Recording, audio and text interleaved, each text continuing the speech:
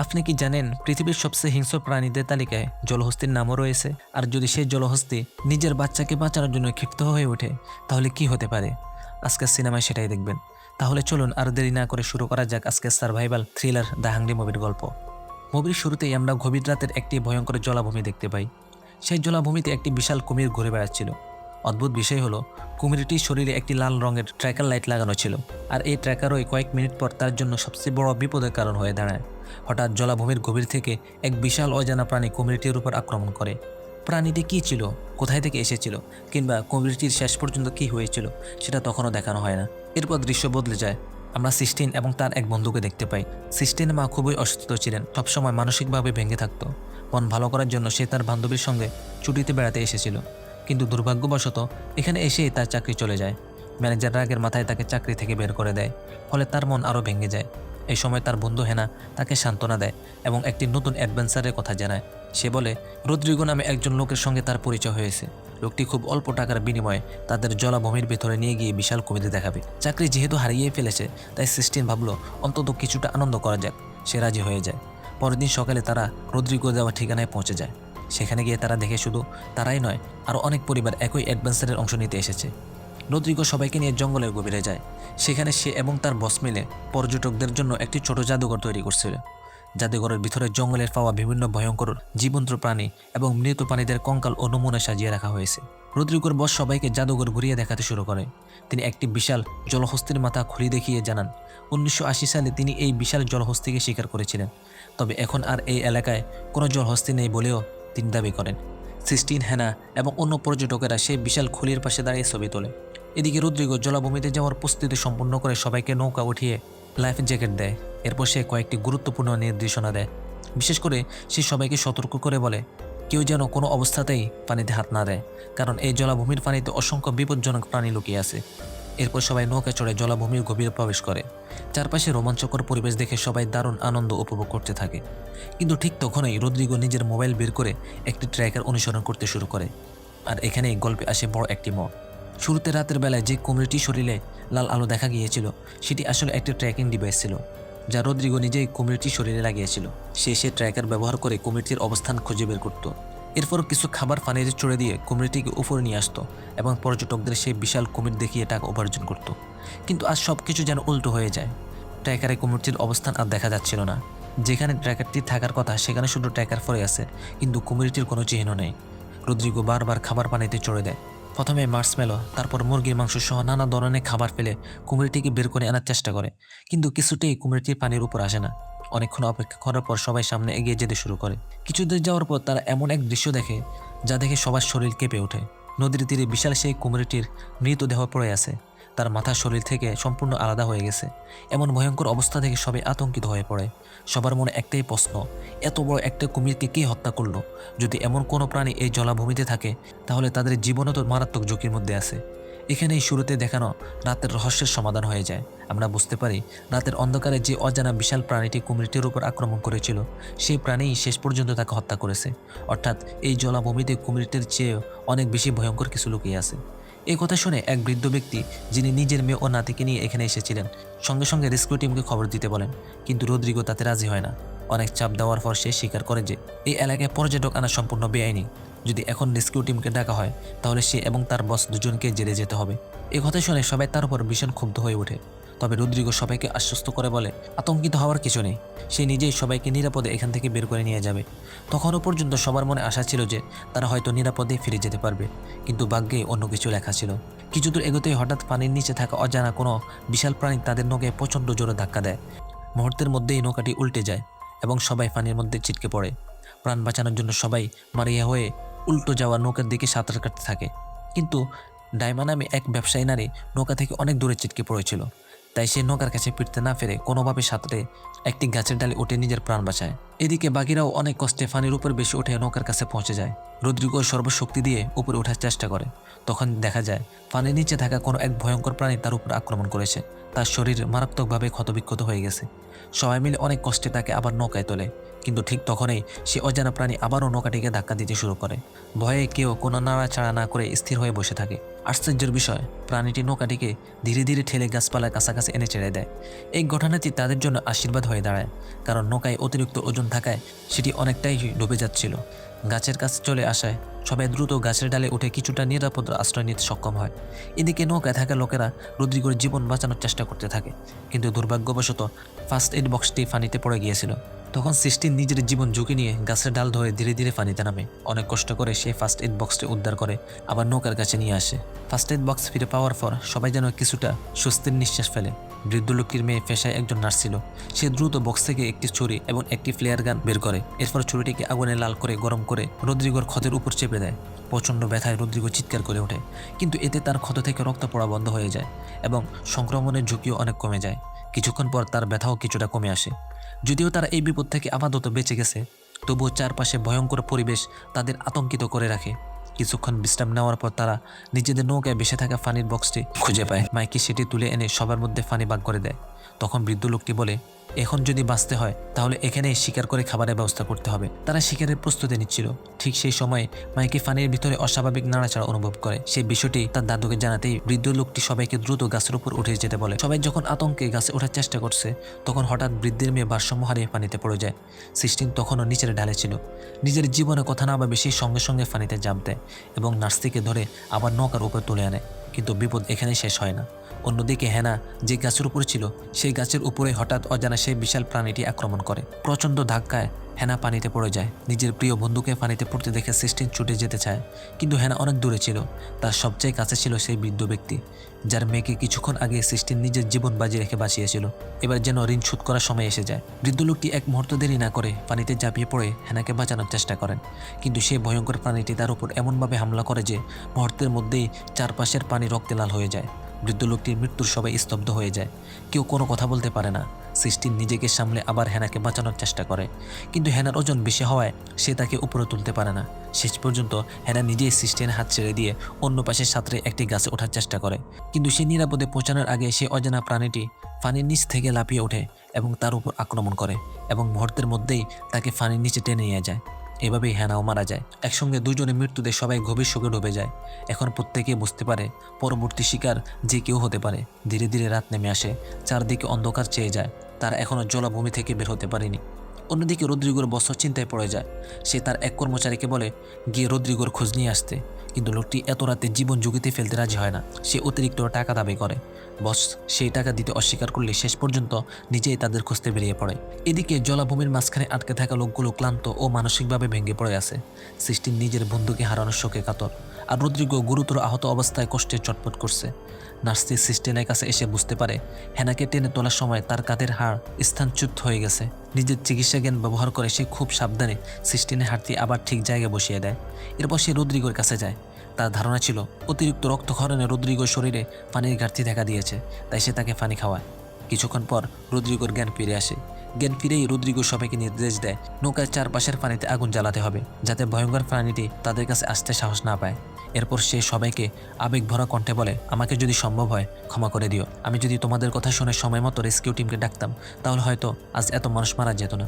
তারপরে সে জানায় নৌকার ভিতরে তার আসল ট্র্যাকার ডিভাইস রয়েছে। কেউ যদি সেটি এনে দিতে পারে, তাহলে হয়তো তারা রেস্কিউ টিমকে নিজের অবস্থান জানাতে পারবে। এই কথা শুনে সিস্টিন আবারও নিজের জীবন বাজি রাখতে রাজি হয়ে যায়। রদ্রিগো তাকে বুঝিয়ে দেয় নৌকার কোন লকারের ভিতরে ট্র্যাকারটি রাখা আছে। এরপর সে সিস্টিনকে একটি চাবিও দেয়। সিস্টিন গভীর পানিতে ডুব দেয়। পানির নিচ দিয়ে সাঁতরে নৌকার ভিতরে পৌঁছে যায়। অনেক কষ্টে লকারটি খুঁজে বের করে। কয়েকবার চেষ্টা করার পর অবশেষে লকার খুলতে সক্ষম হয় এবং ট্র্যাকারটি হাতে পায়। ট্র্যাকার নিয়ে সে আনন্দের সঙ্গে সবার কাছে ফিরে আসে, কিন্তু ফিরে এসে দেখে তার সব পরিশ্রমই বৃথা গেছে, কারণ ট্র্যাকারটি আর কাজ করছে না। তখন রদ্রিগো নিজের মোবাইল ফোন বের করে। ফোনটি ভিজে যাওয়ার প্রথমে ব্যাটারি খুলে শুকিয়ে আবার লাগায়। অনেক চেষ্টার পর অবশেষে ফোনটি চালু হয়ে যায়। সঙ্গে সঙ্গে সে নিজের অবস্থান রেড অ্যালার্ট হিসেবে পাঠিয়ে দেয়। সবার আগে সেই সংকেত পৌঁছে যায় তার বসের কাছে, যিনি তখনই তাদের খুঁজতে জলাভূমির ভিতরে এগিয়ে আসছিলেন। কিছুক্ষণ পর দূরে একটি নৌকা দেখতে পেয়ে সবাই আনন্দে আত্মহারা হয়ে যায়। তাদের মন আবারও বেঁচে ফেরার আশা জেগে ওঠে। রদ্রিগোর বস কাছে এসে তাকে গুরুতর আহত অবস্থায় দেখে ভীষণ বিচলিত হয়ে পড়ে, কারণ রদ্রিগো তার সবচেয়ে বিশ্বস্ত সহকর্মী ছিল। সে জানতে চায় এত বড় বিপদ কিভাবে ঘটল। রদ্রিগো কষ্ট করে শুধু একটি কথাই বলে, এখানে একটি জলহস্তি আছে। কথাটি শুনে বস অবিশ্বাসে হতবাক হয়ে যায়, কারণ গত 60 বছরে এই এলাকায় সে একবারও কোনো জলহস্তি দেখেনি। তবু সে আর সময় নষ্ট না করে সবাইকে নিজের নৌকা তুলে নিরাপদ স্থানে নিয়ে যাওয়ার প্রস্তুতি নিতে শুরু করে। সবাইকে নৌকা তোলার সময় হঠাৎ ডায়না, সে ব্যবসায়ী নারী, রদ্রিগোর উপর প্রচণ্ড রেগে যায়। এতক্ষণে যা যা ঘটেছে তার জন্য সে পুরোপুরি রদ্রিগোকেই দায়ী করে। রাগে সে রদ্রিগোর উপর চড়াও হয়ে যায় এবং তাকে মারতে উদ্যত হয়। মাইকি তাকে থামানোর জন্য পিছন থেকে ধরে ফেলে, কিন্তু ডায়না জোরে ধাক্কা দিতেই মাইকি ভারসাম্য হারিয়ে পানিতে পড়ে যায়। পরে মুহূর্তে বিশাল সেই জলহস্তি পানির নিচ থেকে উঠে আসে। কারো কিছু বোঝার আগেই সে মাইকিকে মুখে তুলে নিয়ে পানির নিচে টেনে নিয়ে যায়। চোখের সামনেই এত ভয়ঙ্কর দৃশ্য দেখে সবাই স্তব্ধ হয়ে যায়। মাইকির মা, যিনি একজন নার্স ছিলেন, মুহূর্তের মধ্যেই ভেঙে পড়েন। এর আগেই তিনি নিজের বাবাকে হারিয়েছেন, আর এবার একমাত্র ছেলেকেও হারিয়ে তিনি সম্পূর্ণ একা হয়ে যান। এবার রদ্রিগোর বসও বুঝতে পারে সবাই সত্যি ঠিক বলেছিল, সে জীবনেও এত বড় জলহস্তি কখনো দেখেনি। সে সবার দিকে তাকিয়ে বলে, এত বড় একটি জলহস্তি এই জলাভূমিতে থাকলে আমরা কেউই জীবিত বের হতে পারবো না। তার আগে এটাকে থামাতেই হবে। এই সিদ্ধান্ত নিয়ে সে সবাইকে তুলনামূলক নিরাপদ একটি স্থানে নামিয়ে দেয় এবং নিজের অস্ত্র নিয়ে জলহস্তির খোঁজে বেরিয়ে পড়ে। তার কাছে দুটি বন্দুক ছিল, একটি ট্যাঙ্কুলাইজার গান যা দিয়ে প্রাণীটিকে অজ্ঞান করা যায়, আর অন্যটি ছিল আসল অগ্নিয়াস্ত্র যা দিয়ে পরে তাকে হত্যা করার পরিকল্পনা ছিল। এদিকে রদ্রিগো এবং তার বস যখন জলহস্তির শিকারের প্রস্তুতি নিচ্ছিল, ঠিক তখনই মাইকির মা শোক সহ্য করতে না পেরে পানিতে নেমে নিজের ছেলেকে খুঁজতে শুরু করেন। তিনি বুঝতেই পারছিলেন না যে তার ছেলে আর বেঁচে নেই। কিছুক্ষণের মধ্যেই তিনি পানিতে ডুবে যেতে থাকেন। অন্যদিকে বিশাল জলহস্তিটি নিজেই রদ্রিগোর বসের সামনে এসে উপস্থিত হয়। প্রাণীটি এতটাই বিশাল ছিল যে তার সামনে মানুষটিকে একেবারে ছোট মনে হচ্ছিল। জলহস্তিটি হঠাৎ তার উপর আক্রমণ করে। আত্মরক্ষার জন্য বস একটি ধারালো অস্ত্র দিয়ে তার মুখে আঘাত করার চেষ্টা করে, কিন্তু এতে তেমন কোনো লাভ হয় না, বরং জলহস্তিটি আরও ক্ষিপ্ত হয়ে ওঠে। পরিস্থিতি এতটাই ভয়াবহ হয়ে যায় যে এবার বসের নিজের জীবনটাই বিপদের মুখে পড়ে। ঠিক সেই সময় গুরুতর আহত রদ্রিগো নিজের সমস্ত শক্তি একত্র করে ট্যাঙ্কুলাইজারের বন্দুকটি হাতে তুলে নেয়। জলহস্তিটি যখন পুরো মনোযোগ দিয়ে বসকে আক্রমণ করছিল, তখন রদ্রিগো সুযোগ বুঝে একটি ট্যাঙ্কুলাইজারের ডার্ট চড়ে মারে। ডার্টটি সঠিক জায়গায় গিয়ে লাগে। কিছুক্ষণের মধ্যেই জলহস্তিটি ধীরে ধীরে দুর্বল হয়ে পড়ে এবং পানির মধ্যে ডুবে যেতে শুরু করে। বস তখন সাময়িকভাবে বেঁচে যায়, কিন্তু সে যখন পেছনে ফিরে রদ্রিগোর দিকে তাকায়, তখন তার বুক হাহাকার করে ওঠে। রদ্রিগো মারা গেছে। নিজের ছেলের মতো প্রিয় সহকারীকে হারিয়ে সে কিছুক্ষণ নির্বাক হয়ে দাঁড়িয়ে থাকে, কিন্তু শোক করার সময় ছিল না। হঠাৎ আবারও পানিতে প্রবল নড়াচড়া শুরু হয়। সবাই বুঝে যায় ট্র্যাঙ্কুলাইজারের প্রভাব বেশিক্ষণ টিকেনি। জলহস্তিটি আবার ফিরে আসে। এবার বস দ্রুত সবাইকে বলে, তোমরা সবাই পানিতে নাড়াচাড়া করে ও দৃষ্টি অন্যদিকে সরাও। আমি এদিকে নৌকাটা নিয়ে আবার চেষ্টা করছি। কিন্তু জলহস্তিটি তাদের ধারণা চেয়েও অনেক বেশি বুদ্ধিমান ছিল। সে সরাসরি বসের দিকে তেড়ে আসে। নিজের প্রাণ বাঁচাতে বস দ্রুত একটি গাছে উঠে যায়, কিন্তু জলহস্তির তাকে ছাড়ার পাত্র নয়। ঠিক তখনই তার মাথায় একটি বুদ্ধি আসে। সে পকেট থেকে একটি বড় ফায়ার ক্র্যাকার্স বের করে আগুন লাগিয়ে সেটি জলহস্তির মুখের ভিতরে ছড়িয়ে দেয়। বিকট শব্দে বিস্ফোরণ হতেই জলহস্তিটি আতঙ্কিত হয়ে পিছনে যায় এবং সেখান থেকে দূরে সরে যায়। অবশেষে সবাই স্বস্তির নিঃশ্বাস ফেলে। তারা দ্রুত নৌকায় উঠে সেখান থেকে বেরিয়ে যাওয়ার চেষ্টা করে। অন্তত আপাতত তারা মৃত্যুর হাত থেকে বেঁচে গেছে। কিছুদূর যাওয়ার পর তারা একটি পুরনো ভবনের সামনে এসে পৌঁছায়। তাদের কাছে মনে হয় খোলা জলাভূমির চেয়ে এই ভবনটি অনেক বেশি নিরাপদ হবে, তাই তারা সবাই ভবনের ভিতরে ঢোকার সিদ্ধান্ত নেয়। কিন্তু তারা জানতো না পানির চেয়েও ভয়ঙ্কর বিপদ তাদের জন্য এই ভবনের ভিতরেই অপেক্ষা করছে। বহু বছর আগে এই জায়গায় জলহস্তির পালন করা হতো। কেন পালন করা হতো তা কেউ জানতো না। তবে চারপাশ দেখে মনে হচ্ছিল এটি কোনো সরকারি গবেষণাগার ছিল। ভিতরে ছোট ছোট খাঁচা, পরীক্ষাগারের মতো কক্ষ এবং বিভিন্ন প্রাণীর কঙ্কাল ছড়িয়ে ছিটিয়ে ছিল। ঠিক তখনই সিস্টিন হঠাৎ একটি ছোট প্রাণীর কান্নার শব্দ শুনতে পায়। সে শব্দ অনুসরণ করে সামনে এগিয়ে দেখে একটি ছোট জলহস্তির বাচ্চা ভারী লোহার বেড়ার নিচে চাপা পড়ে আটকে আছে। সে তাকে সাহায্য করতে এগোতেই হঠাৎ বাচ্চাটির মা সেখানে এসে হাজির হয়। এটাই ছিল সেই বিশাল জলহস্তি যেটি এতক্ষণ ধরে সবাইকে তাড়া করছিল। মা জলহস্তি সিস্টিনকে দেখে ক্ষিপ্ত হয়ে তার দিকে তেড়ে আসে। সিস্টিন প্রাণপণে দৌড়ে পালাতে থাকে। রদ্রিগোর বসও তাকে সাহায্য করে কোনোভাবে ভবনের ভিতরে ঢুকে দরজা বন্ধ করে দেয়। ভিতরে ঢুকেই বস সবাইকে বলে, যত দ্রুত সম্ভব আগুন জ্বালাতে হবে, তবেই রেস্কিউ টিম আমাদের দেখতে পাবে। সবাই কাঠ ও ভাঙ্গা আসবাবপত্র জড়ো করতে শুরু করে। এমন সময় সিস্টিন একটি বড় পেট্রোলের দাম দেখতে পায়। সে সেটিও টেনে নিয়ে আসে যাতে আগুন আরও দ্রুত জ্বলে ওঠে। কিন্তু ঠিক তখন এই বিশাল জলহস্তিটি দরজা ভেঙে ভবনের ভিতরে ঢুকে পড়ে। আর শুরু হয় বেঁচে থাকার শেষ লড়াই। দরজা ভেঙে বিশাল জলহস্তিটি ভবনের ভিতরে ঢুকে পড়তেই সবার মধ্যে আবারও আতঙ্ক ছড়িয়ে পড়ে। সামনে ছিল রদ্রিগোর বস, আর এক মুহূর্তে দেরি হলেই জলহস্তিটি তাকে মেরে ফেলত। নিজেদের প্রাণ বাঁচানোর জন্য সবাই দ্রুত পাশের একটি কক্ষের দিকে দৌড় দেয়। সিস্টিন এবং সেই ব্যবসায়ী নারীও দৌড়ে ওই কক্ষে ঢুকে পড়ে, কিন্তু ভিতরে ঢুকেই ডায়না দরজাটি বন্ধ করে দেয়। ফলে রদ্রিগোর বস আর ভিতরে ঢোকার সুযোগই পায় না। বাইরে দাঁড়িয়ে বস অসহায় চোখে তাদের দিকে তাকিয়ে থাকে। সিস্টিনেরও খুব খারাপ লাগে, কিন্তু সে কিছু করতে পারে না, কারণ বাইরের প্রচণ্ড শব্দ শুনেই সে বুঝে যায় বস আর বাঁচতে পারেনি। পরের দৃশ্যে দেখা যায় বিশাল জলহস্তিটি তার উপর নির্মমভাবে আক্রমণ করেছে। নিজের বিশাল পা দিয়ে তার বুক পিষে ফেলে এবং শেষ পর্যন্ত তাকেও হত্যা করে। এবার সিস্টিন সম্পূর্ণ একা হয়ে যায়। তার চোখের সামনে একের পর এক মানুষ মারা গেছে, কিন্তু এখন কান্না করার সময় নেই, কারণ জলহস্তিটি আবারও তার কক্ষের দরজা ভাঙার চেষ্টা করছে। কয়েক সেকেন্ডের মধ্যেই দরজাটি ভেঙে ফেলে। সিস্টিন তখন তার সঙ্গে থাকা ব্যবসায়ী নারীকে বলে, আমাদের দুজনকেই দুই দিকে দৌড়াতে হবে, তাহলে অন্তত একজন হলেও বাঁচতে পারবে। তারা ঠিক সেটাই করে। ডাইনা একদিকে দৌড় দেয় আর সিস্টিন অন্যদিকে ছুটে যায়। জলহস্তিটি সিস্টিনকে লক্ষ্য করে তার পিছনে দেওয়া শুরু করে। দৌড়াতে দৌড়াতে সিস্টিন সেই জায়গায় পৌঁছে যায় যেখানে আগে সে পেট্রোল চড়িয়ে রেখেছিল। নিজেকে বাঁচানোর শেষ চেষ্টা হিসেবে সে পকেট থেকে একটি ম্যাচ বের করে আগুন জ্বালিয়ে দেয়। মুহূর্তের মধ্যেই আগুন চারদিকে ছড়িয়ে পড়ে। আগুনে জলহস্তিটির শরীরের কিছু অংশ পুড়ে যায়। এতে সে কিছুটা থমকে দাঁড়ায়। এই সুযোগে সিস্টিন আবার সেখান থেকে পালিয়ে যায়, তবে তার পায়ে আগে গুরুতর আঘাত লেগেছিল, তাই সে ঠিকমতো দৌড়াতে পারছিল না। ব্যবসায়ী নারী তাকে ধরে কোনো মতো সামনে এগিয়ে নিয়ে যাচ্ছিল। ঠিক তখনই সিস্টিন আবারও সেই ছোট জলহস্তির কান্নার শব্দ শুনতে পায়। সে থেমে যায়। তারপর ডাইনাকে বলে, তুমি এখানে অপেক্ষা করো, আমি বাচ্চাকে বাঁচিয়ে নিয়ে আসছি। সবাই যখন শুধু নিজের প্রাণ বাঁচানোর কথা ভাবছে, তখন সিস্টিন ফিরে যায় অসহায় প্রাণীটিকে উদ্ধার করতে। সে অনেক কষ্টে বাড়ির লোহার বেড়াটি সরানোর চেষ্টা করে। ঠিক সেই সময় আবারও মা জলহস্তি সেখানে এসে পৌঁছে যায়। জলহস্তিটি একবার সিস্টিনের দিকে আরেকবার ডায়নার দিকে তাকায়। রাগে উন্মুক্ত হয়ে সেই সোজা ডায়নার দিকে চড়ে যায় এবং এত জোরে আঘাত করে যে ডায়না ঘটনাস্থলে মারা যায়। এবার সিস্টিনে ফালা। সে জানতো এবার আর তার বাঁচার কোনো আশা নেই, কিন্তু আশ্চর্যজনকভাবে জলহস্তিটি তাকে আক্রমণ করে না, কারণ সে নিজের চোখে দেখেছে এই মানুষটি তার সন্তানের জীবন বাঁচিয়েছে। এদিকে ছোট জলহস্তিটি মুক্ত হয়ে আনন্দে নিজের মায়ের কাছে দৌড়ে আসে। মা জলহস্তিটি নিজের সন্তানকে আদর করতে থাকে। তারপর শেষবারের মতো শান্ত দৃষ্টিতে সিস্টিনের দিকে তাকায়।